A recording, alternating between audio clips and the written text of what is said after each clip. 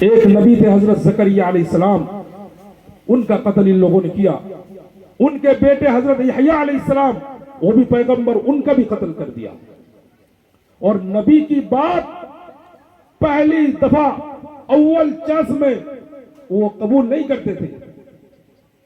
بات کو سمجھیے.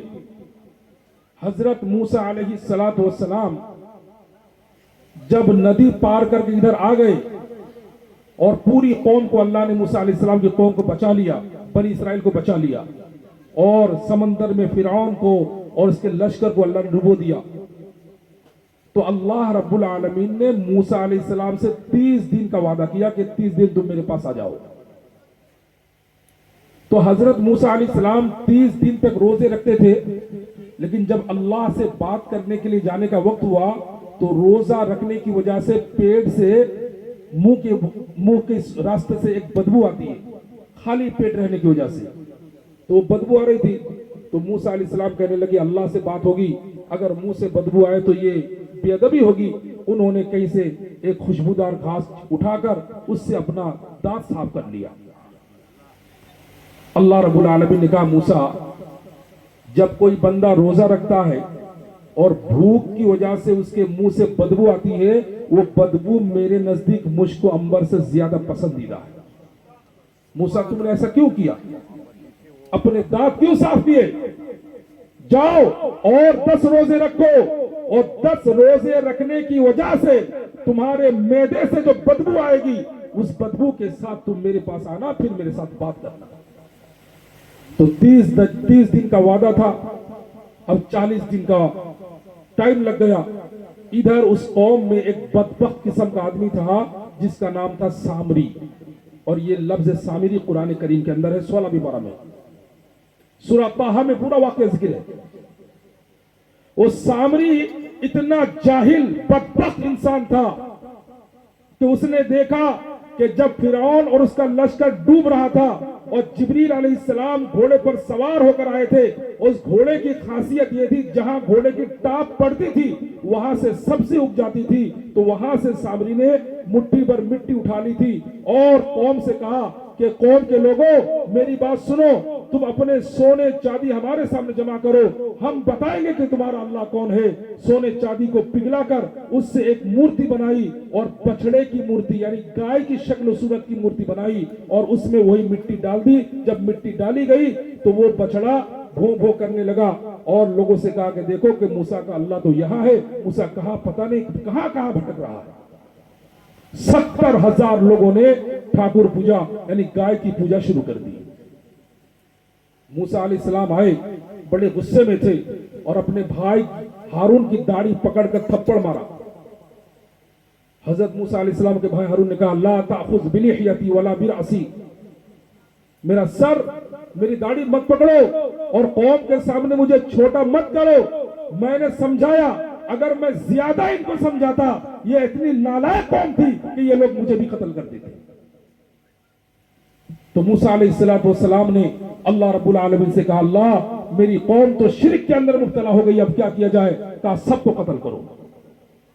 یہ ایسی بدبخت قوم ہے کہ نبی موجود ہے، نبی پر ایمان ہے اور نبی اللہ رب العالمین کے ساتھ ہم کلام کرنے کے لیے گیا ہے، اسی دوران اس نے ان لوگوں نے بچڑے کی عبادت شروع کر دی. ساری محنت بیکار. تو حضرت موسیٰ علیہ السلام نے ان 70,000 لوگوں کا قتل کروایا کہ جس نے شرک کیا ہے اس شرک کرنے والے کا اپنا خاندان کا آدمی اس آدمی کو قتل کرے گا. اور جب موسیٰ علیہ السلام نے کہا کہ تورات لا کر دکھا دی کہ اللہ کی کتاب ہے تورات اور اللہ نے کہا کہ اس پر عمل کرنا ہے، تو ان لوگوں نے کہا لن نؤمن لک حتی نری اللہ جہرا، کہ جب تک ہم اپنی کھلی آنکھوں سے اللہ کو نہیں دیکھ لیتے موسیٰ ہم تمہاری باتوں پر یقین نہیں کریں گے، تم پر ایمان نہیں لائیں گے، ہمیں دیکھنا ہے کہ اللہ نے کہا ہے کہ نہیں کہا. یہ ایسی گستاخی تھی کہ کمزور نگاہ سے اور بدصورت شکل و صورت سے ناپاک بدن سے اللہ کو دیکھنے کا دعویٰ کر رہے. فَأَخَذَتْكُمُ الصَّاعِقَةُ، اللہ نے آسمان سے بجلی نازل کی اور سب کے سب مر گئے. پھر موسیٰ علیہ السلام نے دعا کی. دعا کرنے کے بعد اللہ نے ان کو زندہ کیا اور کہا کہ کم سے کم نہ دکھاؤ, سنا تو دو کہ اللہ رب العالمین کہتے کہ ہاں یہ میری کتاب ہے, اس پر عمل کرو. تو حضرت موسیٰ علیہ السلام قوم کو لے کر گئے اور اللہ سے کہا اللہ ان کو آواز دے دیجئے اور کہہ دیجئے کہ تورات میری کتاب ہے. تو جب اللہ رب العالمین کی طرف سے آواز آئی, یہ اتنی ظالم قوم تھی, کہنے لگے کہ یہ اللہ کی آواز نہیں ہے, تیری جادوگری, یہ تیری جادوگری ہے, تو نے کسی کو بٹھا کر رکھ دیا, وہ وہاں سے آواز دے رہا ہے, ہم کیسے سمجھیں گے کہ اللہ کی آواز ہے. تو اللہ رب العالمین نے پہاڑ کا ایک ٹکڑا اس پر لٹکا دیا کہ مانتے ہو یا پہاڑ کا ٹکڑا تمہارے اوپر ڈال دے. تو مجبوری کی شکل و صورت میں ان لوگوں نے کہا کہ ٹھیک ہے ہم مانتے ہیں. اور جب اپنے قوم کے پاس آئے تو کہا کیا بات, اللہ نے کہہ دیا کہ یہ کتاب اللہ کی ہے. تو ان لوگوں نے کہا کہ ہاں اللہ کی کتاب ہے, لیکن اللہ نے یہ بھی کہا ہے کہ جتنا عمل ہو سکے عمل کر لینا اور جو عمل نہ ہو سکے چھوڑ دینا. عجیب قوم ہے, نبی پر الزام لگا رہی ہے کہ اللہ رب العالمین نے یہ کہا ہے کہ جتنا عمل ہو سکے کر لینا اور نہ ہو سکے تو چھوڑ دینا. اور موسیٰ علیہ السلام کے زمانے میں بنی اسرائیل کے درمیان ایک آدمی کا قتل ہو گیا. اللہ نے عجیب انداز میں قرآن کریم میں اس واقعے کو بیان کیا اور کہا وَإِذْ قَتَلْتُمْ نَفْسًا فَادَّارَأْتُمْ فِيهَا, کہ یاد کرو اس وقت کو جب تمہارے درمیان ایک آدمی کا قتل ہو گیا اور اس کا قاتل کون ہے معلوم نہیں ہے, ہر ایک دوسرے کو شک کی نگاہ سے دیکھ رہا ہے, ہر ایک دوسرے پر الزام لگا رہا ہے کہ قاتل تم ہو, تم نے قتل کیا ہے. اور پوری قوم پریشان تھی اور حضرت موسیٰ علیہ السلام کے پاس آ کر کہنے لگی کہ موسیٰ علیہ السلام آپ اللہ سے دعا کر دیں کہ تاکہ پتہ چل جائے کہ اس مقتول کا قاتل کون ہے اور اس کا مرڈرر کون ہے. تو موسیٰ علیہ السلام نے کہا کہ ٹھیک ہے میں اللہ سے دعا کرتا ہوں. اللہ رب العالمین نے کہا کہ ٹھیک ہے اپنی قوم سے کہو کہ ایک گائے ذبح کرے اور اس گائے کو ذبح کرنے کے بعد گائے کی زبان اس مردہ پر ٹچ کر دے, مس کر دے, وہ مردہ خود کہے گا کہ مجھے کس نے مارا ہے. اللہ اللہ. اب یہ لوگ جب حضرت موسیٰ علیہ السلام آ کر کہنے لگے وَإِذْ قَالَ مُوسَىٰ لِقَوْمِهِ إِنَّ اللَّهَ يَأْمُرُكُمْ أَن تَذْبَحُوا بَقَرَةً قَالُوا أَتَتَّخِذُنَا هُزُوًا, تو وہ قوم کہنے لگی, بنی اسرائیل کی قوم کہنے لگی موسیٰ آپ ہمارے ساتھ مذاق کر رہے ہو, کہاں ایک آدمی کا مرڈر ہوا ہے اور آپ کہہ رہے ہو کہ گائے ذبح کرو تو قاتل کا پتہ چل جائے گا.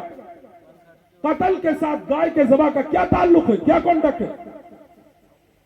حالانکہ اللہ رب العالمین یہی چاہتے تھے کہ جس طرح ان کے دل و دماغ کے اندر گائے کی محبت رچ اور بس گئی ہے, قرآن نے کہا وَأُشْرِبُوا فِي قُلُوبِهِمُ الْعِجْلَ بِكُفْرِهِمْ, ان کے سینے کے اندر گائے کی محبت آ گئی تھی کہ اس بہانے سے وہ گائے کو قتل کر دیں گے اور پتہ چل جائے گا ارے جس کو ہم نے خدا مانا تھا جب ہم نے اس کو قتل کیا ذبح کیا تو مر گئی.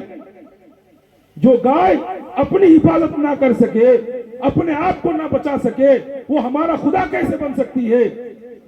یہ عقیدہ ظاہر ہو جائے گا. اس لیے اللہ نے کہا تھا گائے ذبح کرو, لیکن وقت کے پیغمبر سے کہہ رہے ہیں کہ آپ ہم سے مذاق کر رہے ہو. استغفر اللہ, اللہ اکبر کبیرہ.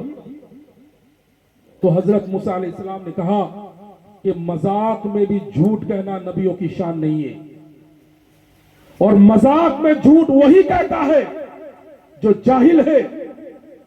حضرت موسیٰ علیہ السلام نے کہا اللہ مجھے جاہل بننے سے ہم تیری پناہ چاہتے ہیں, اعوذ بکا ان اکون من الجاہلین, کہ میں جاہلوں میں سے ہو جاؤں, اس بات سے میں اللہ کی پناہ مانگ رہا ہوں. تو جب قوم کو یقین ہو گیا کہ موسیٰ علیہ السلام مذاق نہیں کر رہے ہیں بلکہ سچ مچ اللہ کا حکم ہے کہ گائے ذبح کرو, تو اب انہوں نے حضرت موسیٰ علیہ السلام کے ساتھ مذاق کرنا شروع کر دیا. جب یقین ہو گیا کہ موسیٰ علیہ السلام مذاق نہیں کر رہے ہیں تو قوم نے موسیٰ کے ساتھ مذاق کرنا شروع کر دیا. پہلا مذاق کس طرح کیا؟ کہا کہ آپ نے جو کہا گائے ذبح کرو, لیکن یہ بتاؤ کہ اس گائے کی عمر کیا ہوگی, اس کی ایج کیا ہوگی. ارے بھائی اللہ نے حکم دیا کوئی سی بھی گائے ذبح کر دو, لیکن ان لوگوں کے ذہن و دماغ کے اندر ان کی فطرت میں ہے کہ نبیوں کے ساتھ گستاخی کرتے ہیں. تو انہوں نے پوچھا کہ گائے کی عمر کیا ہوگی؟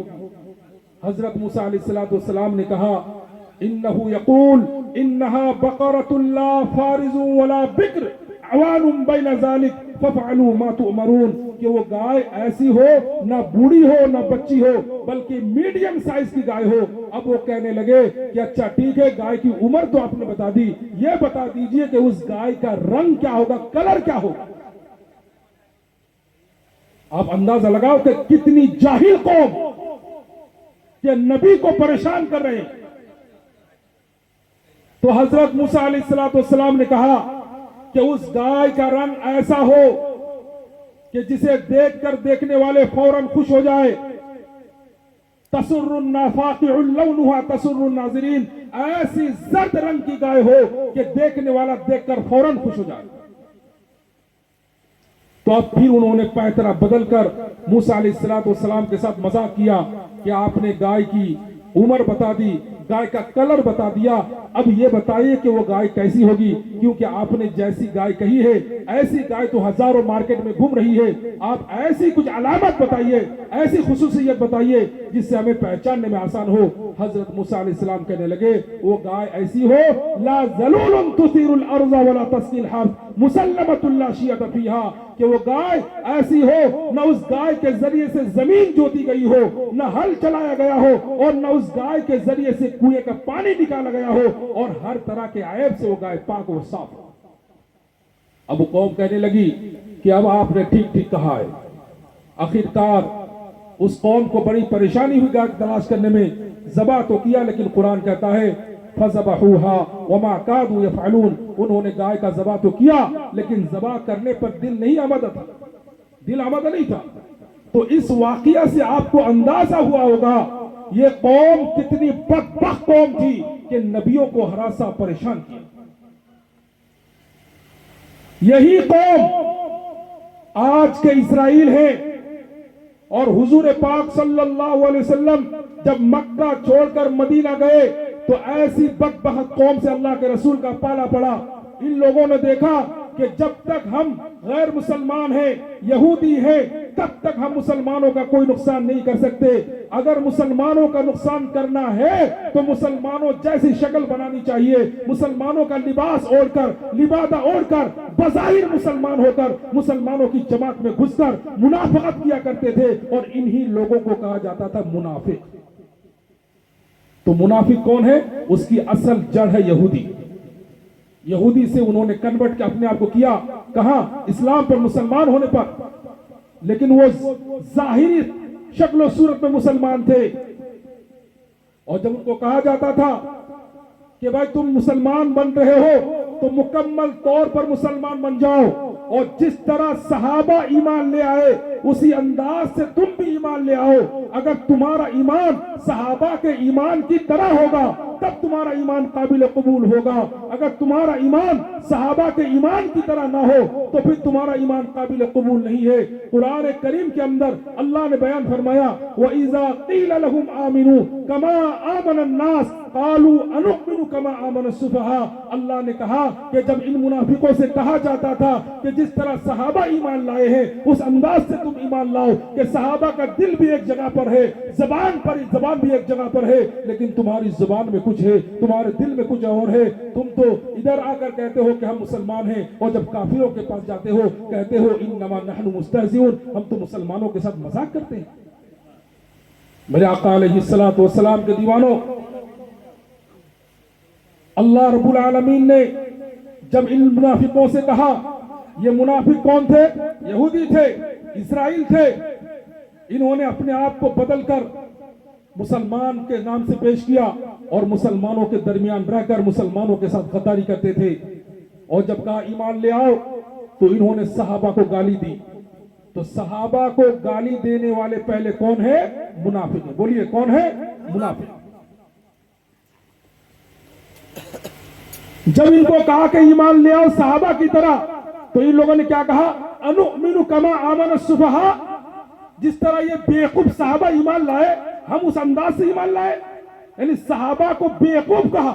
سفہاء کے معنی بیوقوف، اور انگلش میں اگر اس کا ترجمہ کیا جائے تو ایڈیٹ۔